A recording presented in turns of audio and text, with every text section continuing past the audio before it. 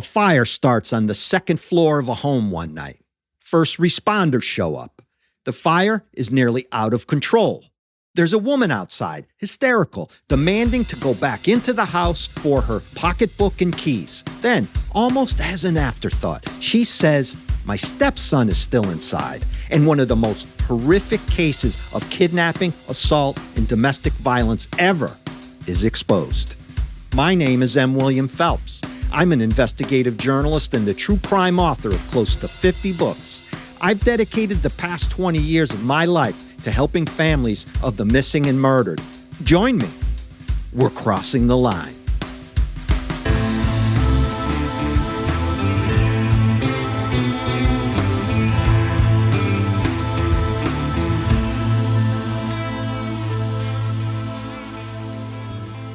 I just want to say up front here, if you haven't heard of this case, in the coming months and years, you absolutely will.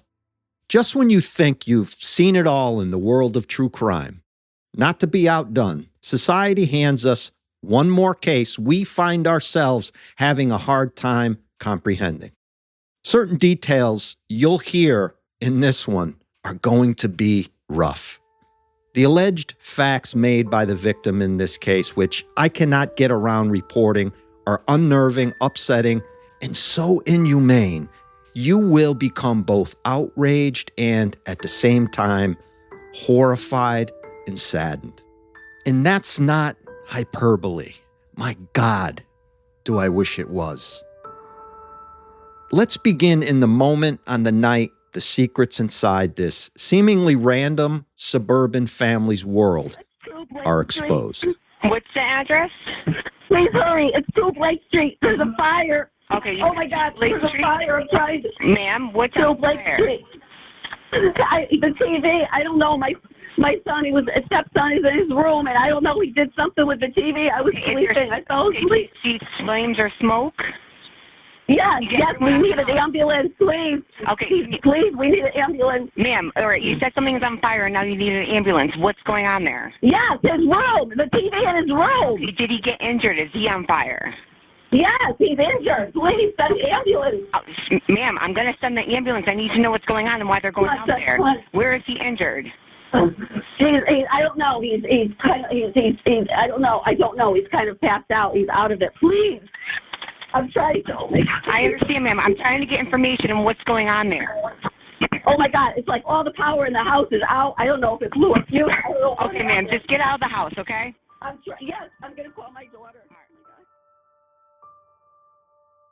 At 10:42 p.m. on February 17th, 2025, Waterbury, Connecticut fire and police respond to a house on Blake Street, which is about 5 blocks west of the Naugatuck River, close to John F. Kennedy High School. Waterbury is known around Connecticut as both the Brass and Sin City. From the outside, this home appears to be just another common, old-fashioned, Victorian-like colonial, however run down it is, which, if you drive around New England, you see a lot of. It's old, needs some updating, could use a fresh coat of paint. The yard may be a makeover by that backyard takeover dude, Jamie Dury. And yet, I could say the same about a lot of homes in the region. So there's really nothing out of order here when the fire department and police respond and they see this house literally engulfed in flames. With chaos ensuing on scene, firefighters work to get the fire under control as flames rip through and lick up toward the roof, consuming whatever is in their path.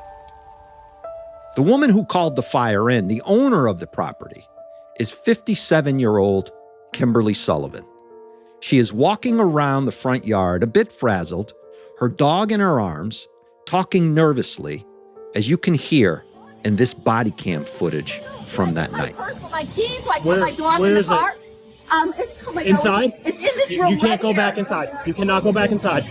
Here, come. You cannot go back inside right now. The house is on fire. You're not going back in. Okay, all right? We're gonna move you. Can she come down here? Can I go? Oh, your daughter's the one in that car? Yes. She's gonna be over there for you. Okay? I told her to go to the park because we have to get everybody in. How am I gonna get in? You're gonna walk. We'll walk with you. Okay? Don't worry, I just told her to go to the park and wait for you, okay? Go ahead. Come on, come down. Who else is in the house? Who else is in here? My stepson is in here. How many other people? Listen, that's it. I have 2 cats. Everybody's out? Yes. But your stepson's still inside? Yeah, he's right here. Okay, yes. come out. Come down the road. Come on. It's not safe to stay here. Come on. It's not safe to stay here. All right, my dog is shaking. I know. Miss Sullivan seems concerned about her purse and her car keys and contacting her daughter.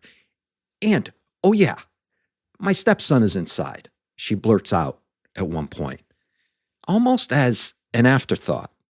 Her odd behavior and skittish inflection is a sign of what fire personnel and police will soon discover inside this house. After getting the fire under control, Waterbury police officers head into the home and rescue what appears to be as a young teenage boy by the looks of him. He is alive. They have to carry him out because he can barely walk on his own. Then they place him in a waiting ambulance. He is covered with black soot. He's having a hard time breathing and speaking. The fire has been mostly contained to the second floor, and it doesn't take long to figure out where it started. Inside one particular room, not far away from where emergency responders found that boy lying on the floor.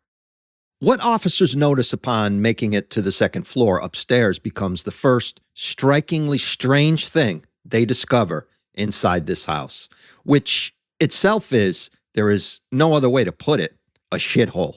Garbage everywhere, the walls stained brown with grime and dirt, the bathroom full of mildew with mold growing inside the fixtures and on the walls. And there's just shit everywhere. Carpets are torn and stained. On the outside of a door into what looks like a bedroom of sorts, but is basically a utility closet, there's a latch and bolt locking system. In other words, you can lock the room from the outside of the door, keeping whatever you have inside the room from getting out. When they get the victim into the ambulance, officers are interested in speaking with him, obviously. They are struck first by his appearance. In an 11-page affidavit covering this incident, one officer writes this: he was extremely emaciated, his hair matted and unkempt. He was very dirty, and all of his teeth appear to be rotten. And then they realize he's not a young boy after all. He's an adult. He is having a lot of trouble speaking due to smoke inhalation. His voice is raspy and breathy as he tries uttering in a whisper. 32, he says, indicating his age.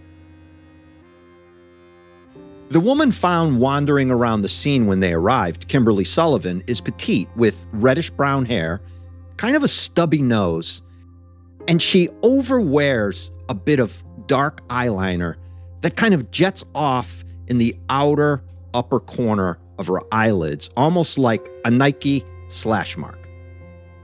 It's kind of stark. She is also wearing bright red lipstick and seems to be restless and anxious and talking in circles. Kimberly's late husband purchased the house in 1996. He added Kimberly to the deed in 1998, and she took over ownership after her husband passed away. She had problems paying for the property's upkeep, including water and sewer lines, and several liens have been placed on the deed by the town over the years. Speaking with her, police figure out that the man they rescued from the fire is actually Kimberly's stepson, her late husband's son from a previous relationship. One of the detectives on scene heads over to the cruiser where Kimberly is sitting in the back seat. By now, her daughter and her daughter's boyfriend are with her. "I don't know what happened," she explains. "I woke to smoke and went to my stepson's room and saw a large fire in his doorway. He was saying something about a TV, and I was screaming for him to get out of the room." "Where was he?" the cop asks. "I guess he ran through the fire because he did end up outside of the room. Has he, your stepson, been diagnosed with any mental health conditions? The cop wonders. Seemed like an odd question to toss out there at a time like this, but the detective has a good reason. He has had a lot of problems, Kimberly says, but hasn't been diagnosed with any. She then explains how he was against going to the doctor, but she had brought him to a psychiatrist a few times after he mentioned hurting himself. You might be wondering why this detective is so interested in her 32-year-old stepson, as Waterbury police seem to be focused on him and not necessarily the fire. The detective then asks Sullivan, was your stepson locked inside his room? His door, she says, is not locked and he has free reign of the house. That's an odd answer. Am I right? Not, what are you talking about? Or what do you mean? But instead, she says, he has free reign of the house. After some time, the stepson begins to speak so that police can understand him. And this is where things go from tragic, chaotic, and confusing, which is what police tend to expect at fire scenes, to something beyond horrific, like nothing I have seen or heard in a long time. I started the fire, the stepson admits, coughing, having trouble getting the words out. You started the fire. Yes, I used a lighter, hand sanitizer, and paper. Why would you do that? I wanted my freedom, he says. I've been locked inside the house for my entire life. Been held captive since I was 11 years old. Kimberly, my stepmom, keeps me locked inside my room with a lock outside the door. Of course, detectives have already verified this by seeing themselves that lock bolted to the outside of a door into a very small room with a mattress and a few other items. The man is struggling, having trouble breathing. Paramedics say they need to get him to the hospital for treatment right away. His condition is worsening. The ambulance takes off. Detectives are eager to speak with the man. The moment he comes off critical, they will be there to find out what the hell has been going on inside that house. Let's take a break here and come right back. If true crime is part of your daily routine, check out this podcast, Morning Cup of Murder. Every single day, Karina B. Mastifer delivers a new true crime case. No banter, no fluff, just straight to the story. With over 2,000 episodes and 40 million downloads, there's a reason listeners keep going back. Some cases you'll recognize, others you won't, but you'll always be engaged. So if you need a true crime quick fix, search for Morning Cup of Murder wherever you get your podcasts and add it to your lineup of shows.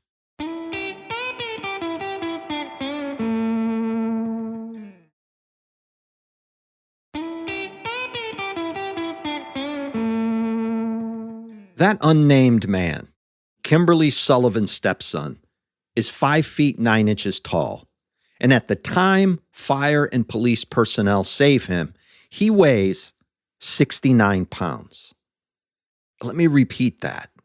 69 pounds. A healthy average body weight for a 32-year-old male, his height is approximately 150 pounds. And that is textbook, not reality. In the real world, most healthy men that height weigh about 170, 180 or so. So he is about 80 to 100 pounds underweight. A skeleton, basically, covered in skin. It's no wonder he could even think straight, better yet speak, and even start a fire. It took 4 days for him to be nursed back from the smoke inhalation to a condition where he could have visitors. So detectives weren't allowed to speak with him right away. During that time period they waited, detectives called Kimberly Sullivan. They had some questions about what they found inside the house and the accusations her stepson had already made. I have spoken to my attorney and will not be speaking to you. So she lawyers up already after a fire inside her house? That says something in and of itself, I think. It implies guilt, even though Miss Sullivan has only been accused of things and is considered innocent at this point. But still, why would she need a criminal attorney because of a fire inside her home? With the stepson recovered enough to speak, detectives head over to Waterbury Hospital and sit down in his room. Can you talk about your earliest memories inside the house? They ask him first. The man looks like a prisoner of war who's been starved to near death.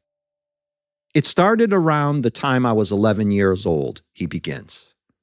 He says he was always hungry and had to sneak out of his room just to get food and something to drink. When the wrappings from the food were found, I began being locked in my room at 11 years old.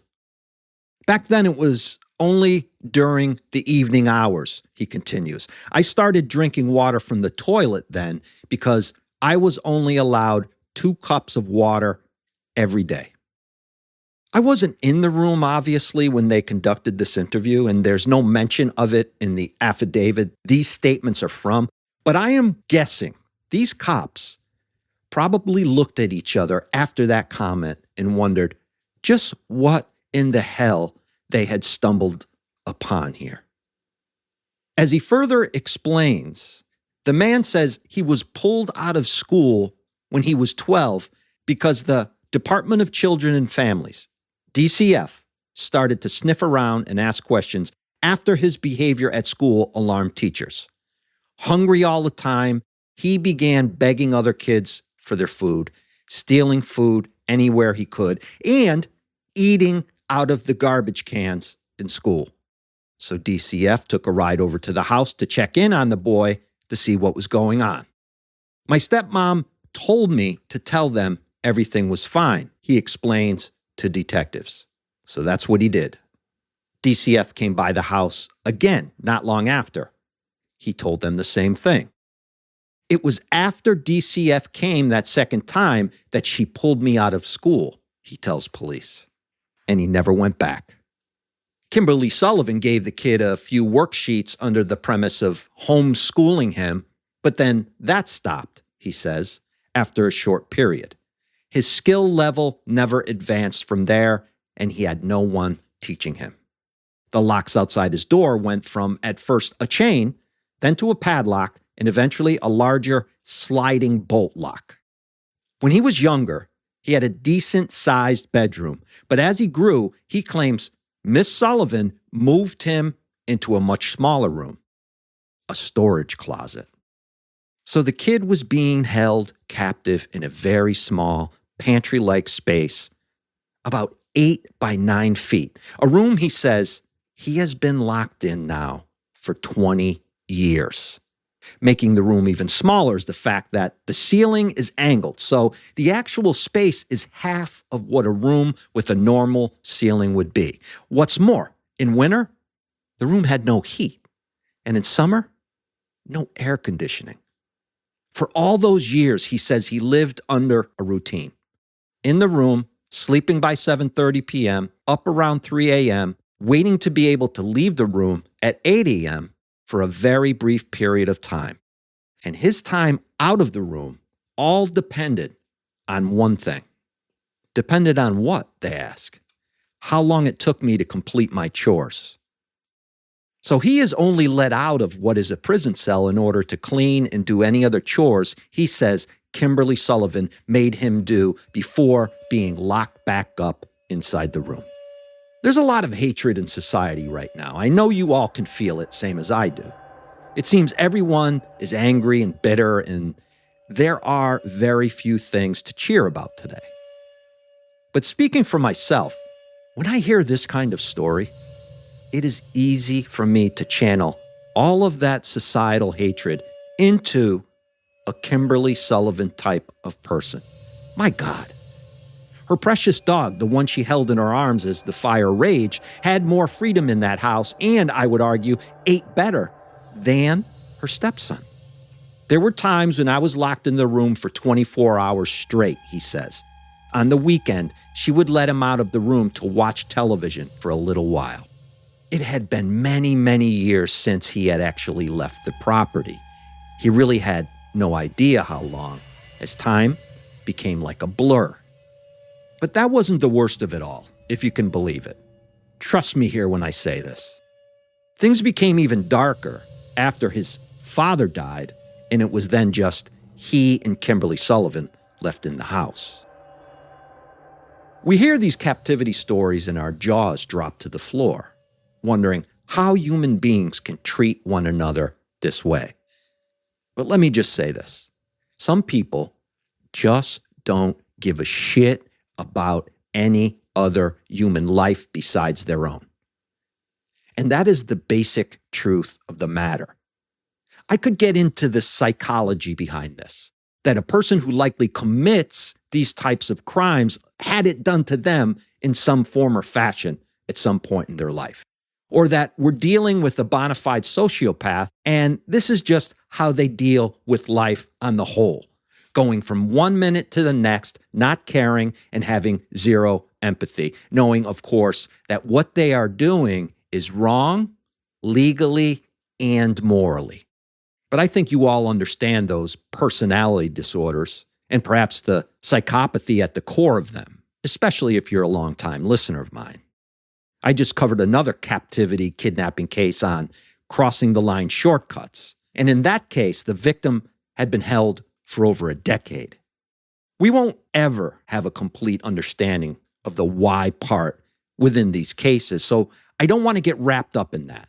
I want to keep the focus on this victim, his courage, and just how depraved this alleged perpetrator, who I predict will become one of the most hated people in America when her trial is broadcast and covered by major media in the coming years and months. And yet, I also want to focus on another part of this case, how DCF blew it. That part of this story is what we need to talk about more than any other part of the case when her trial begins. Because this is something we can change and channel our anger toward and call people out for what is one of the more egregious cases of turning a blind eye or just not giving two shits I have seen by a state agency there, in place to protect children. Let's take a break here. I'll take some deep breaths, and then I'll embark on trying to understand how DCF could have missed the blatant obvious signs, and also just how much worse it actually became for this man. Be right back.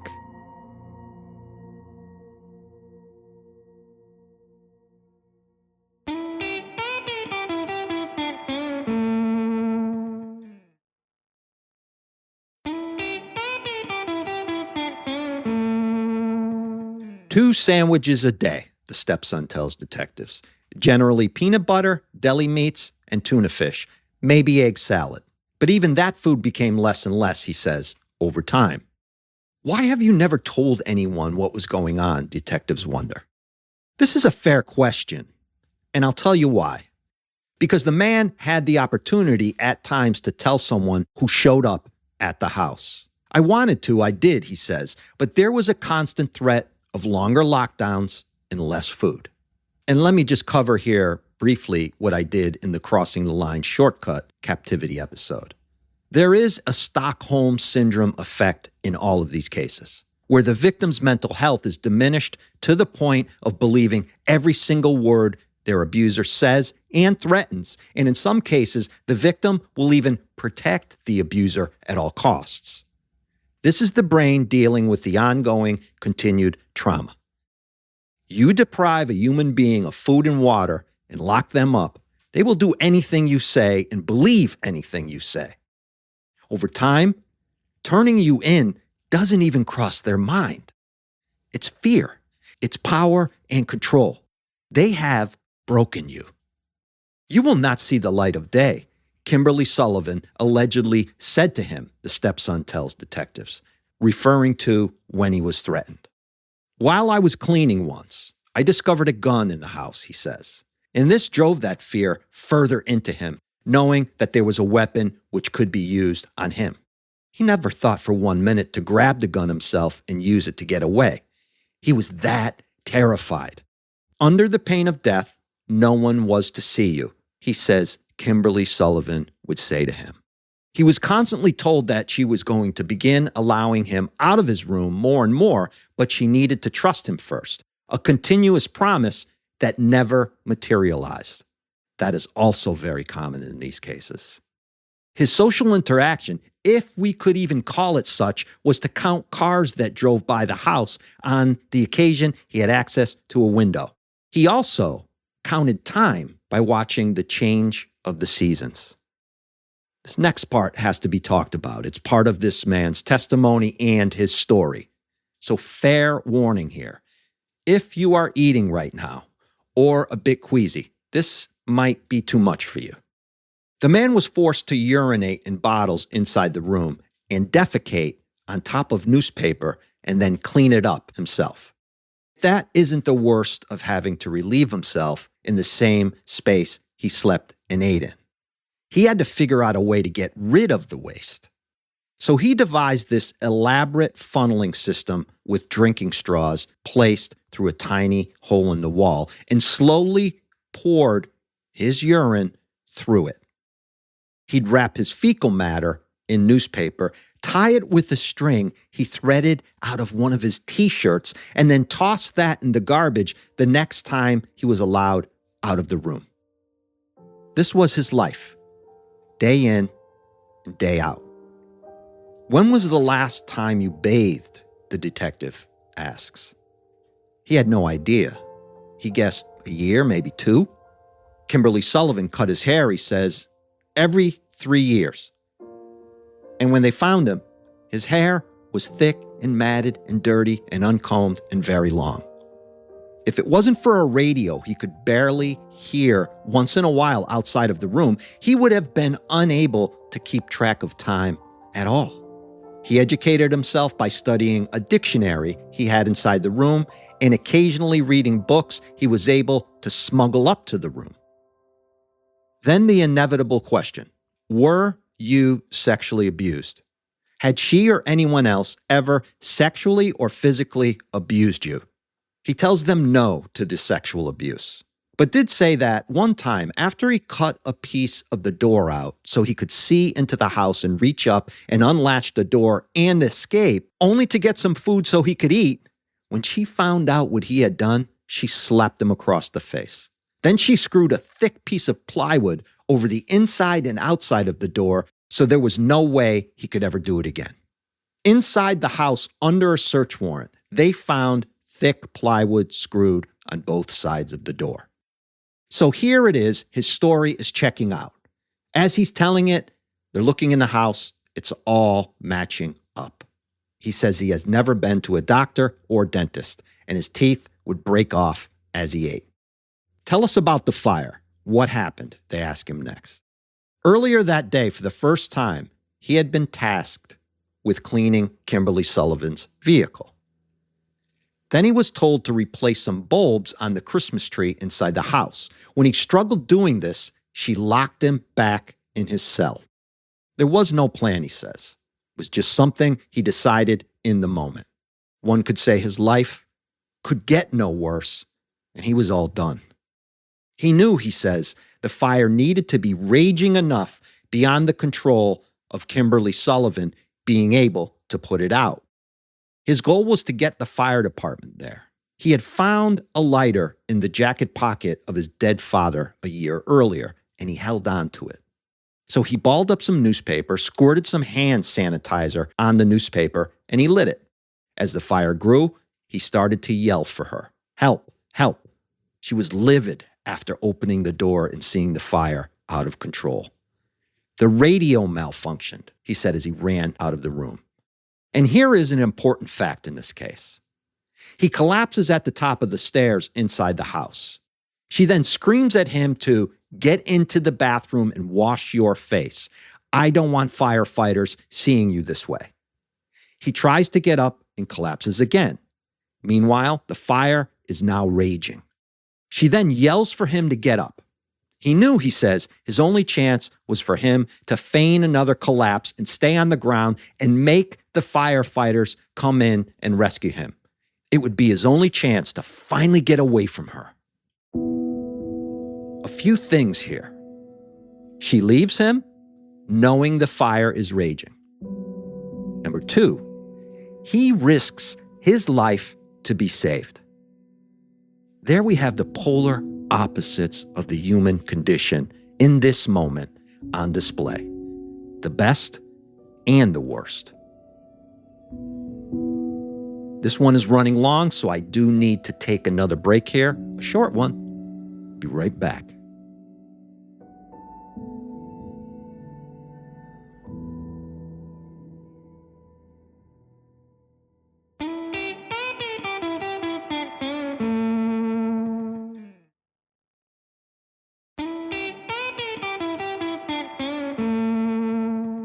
When the stepson arrived at the hospital after the fire, the staff there evaluates him as being younger than his stated age.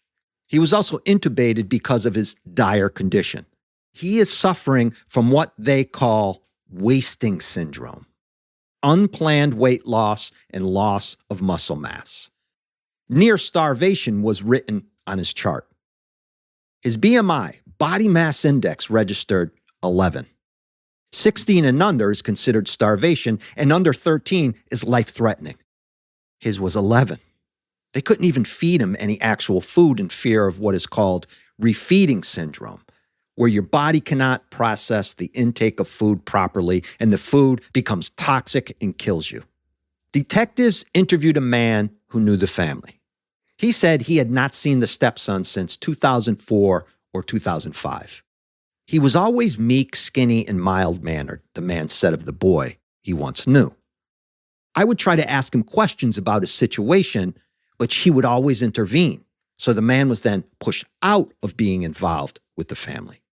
The guy even went to a private investigator once who suggested searching for a death certificate if he hadn't heard from the boy in such a long time. Detectives found the guy visiting the stepson in the hospital one afternoon. I was shocked, he tells them. He looks like a Holocaust survivor. I could proceed here and wax into a verbal beatdown of the Department of Children and Families, DCF, for saying things like this. We can't tell people how to live, and it's not a crime to live in filth, or something to that effect. Or that they generally call the home they are going to visit and warn them first. And I am not condemning or disparaging the great, overworked, underpaid, caring souls working for social services. This is a criticism of the system in place as a whole we have to protect children. I have dealt personally with DCF in the state of Connecticut and in other states. The way it's run is a shit show. It's terribly broken and in need of serious overhauling. The social workers have to follow guidelines and procedure. I get it. So don't assail me by sending me emails telling me I don't understand social workers and I'm a horrible person for putting them all together in one pot and judging them. That is not what this is. That is not what I'm saying here. I want to be clear about that. These are good people. They're passionate about their jobs. DCF in Connecticut deserves a freaking takedown. The system here failed horribly. The facts speak for themselves. This kid was eating out of the garbage cans in school, stealing food. He looked like a prison camp survivor. He was dirty. His teeth were rotting. The principal of the school had called DCF close to 20 times. 20 times. He stopped going to school. Again, he stopped going to school. This is 2005, the beginning of his captivity. He was obviously being neglected, at the least. They go over there and they ask him about his circumstances. Under the reign of fear and being starved to death, he tells DCF in 2005 everything is fine. The department turns around and writes it off in their report as, quote, Nothing unusual was detected, and they go away. Connecticut Public Radio filed a Freedom of Information Act request with the Waterbury Police Department for child welfare records associated with this case. DCF then releases a statement in March 2025 saying it is shocked and saddened for the victim and at the unspeakable conditions he endured, before claiming that the agency was, quote, unable to locate any records pertaining to this family, nor any records connected to the names of others who have indicated they made reports to our department. No surprise, there's no record of any of these calls or anybody's concern. Regarding that 2005 welfare check by DCF, in which the Waterbury police were involved, the Waterbury police chief tells reporters, quote, the house was clean. They spoke to the victim at that point in time, and there was no cause for any alarm or any conditions that existed that would have led officers to believe anything other than a normal childhood and a normal family existence was occurring. Besides, that is, the kid disappearing from school and society soon after the visit. Imagine a normal childhood and a normal family existence. Those are quotes. The victim's half-sister said police have not allowed her or her mother, who gave up custody of her son when he was an infant, to visit him as he recovers in an undisclosed location. His name and where he is has not been released. And if you ask me, it never should be unless he demands it and he wants it to be. Kimberly Sullivan has been charged with kidnapping, felony assault, cruelty to persons, and other crimes. She posted a $300,000 bail after her March 12, 2025 arrest and is out free awaiting trial. She is under house arrest with an ankle monitor, but has recently, ironically, brazenly petitioned the court to have the ankle bracelet and her home confinement lifted. She doesn't want to be held prisoner in her own home. Imagine that. In response, the state's attorney says this: this victim is afraid. This victim lives in fear. I introduced myself to the victim, explained who I was. His first question in this fear he lives in is, why is she out walking around when I was locked up in a room for 20 years? Exactly. In 33 years in law enforcement, this is the worst treatment of humanity that I've ever witnessed, Waterbury Police Chief Fernando Spagnolo said at a press conference. The alleged victim in this case released a statement in mid-April, the first that anyone has heard from him since all of this happened. And I want to just read here from that statement a little bit. Quote, please call me S. That is not the name given to me by my parents when I was born. I am choosing a new name for myself, and I will use that name as I reclaim control over my life and my future. My name is my choice, and it is the first of many choices I will make for myself now that I am free. I am a survivor of more than 20 years of captivity and domestic abuse. I was held prisoner in my home from the time I was taken out of the 4th grade until age 31, when I purposely set the fire that helped set me free. He goes on to say that he's speaking out now because he wants to reclaim his life and have his say in how his story is being told. He says he is much stronger now. He feels much better. He is beyond grateful for the care that he received since he was rescued. Near the end of his statement, he says, much has already been said that tells part of the story of the abuse I endured. Someday, perhaps my whole story will be told. I ask everyone involved in my story to fully cooperate with the authorities who are helping me seek justice for these crimes. I also ask the public and the media to respect those investigations and my privacy as this process plays out. This isn't just a story, it's my life. And so there we have the voice of the victim, as he says, taking back and reclaiming his life. I just want to end here by saying that these are all allegations at this point. Miss Sullivan is being accused of these crimes. Nothing has been proven in court yet, but I might say here, this case is very strong, rock solid. This is an ongoing case which I will update on my Crossing the Line shortcut feed when I develop new information. I'm not done here yet with this one. Beyond Kimberly Sullivan, the alleged perp, others need to be held accountable. Because if we are going to have in place a system to watch over our kids, and that system doesn't work, it means it's broken and needs to be fixed, and those who dropped the ball in 2005 need to come out and explain themselves. A report doesn't exist? Oh, we don't have any paperwork that says all these people called in? That needs to be explained a bit more. That's it for this week. Subscribe to Crossing the Line with M. William Phelps wherever you get your favorite podcasts. Don't forget to leave a review of the show, especially on Apple Podcasts. I'm doing this show independently now, free from any corporate or big podcasting media company involvement. And this allows me to bring you more of the content you want to hear and have written in and asked me for. This is completely our show. Reviews and subscriptions truly help. I could not do this show without you. And that support, I must tell you, means everything to me personally. It's incredibly humbling. And I want to thank each of you for listening. I mean this. You have a lot of choices out there, and I'm grateful you've landed on Crossing the Line. We can grow this show together, which will allow me to do even bigger things with it and bring you the content you want.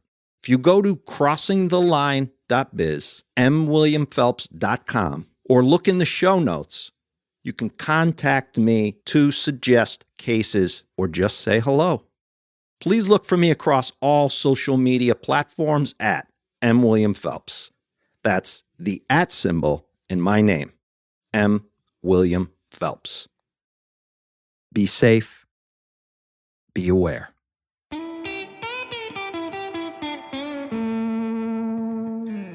A majority of this episode, including the dialogue, comes from State of Connecticut Superior Court arrest warrant application for Kimberly Sullivan, March 11th, 2025. I also looked at photographs of the crime scene recently released. Reporting by the Associated Press for Connecticut Public Radio, Maysoon Khan, April 1st, 2025, along with various articles from NBC News. Crossing the Line is executive produced by M. William Phelps, LLC, and Matthew Valentinus, Mom's Basement Management. Written by me, M. William Phelps. Audio mastering and mixing by Matt Russell. Music by Epidemic Sound. Original music written and performed by Thomas Mooney, Tom Phelps, and Matt Russell.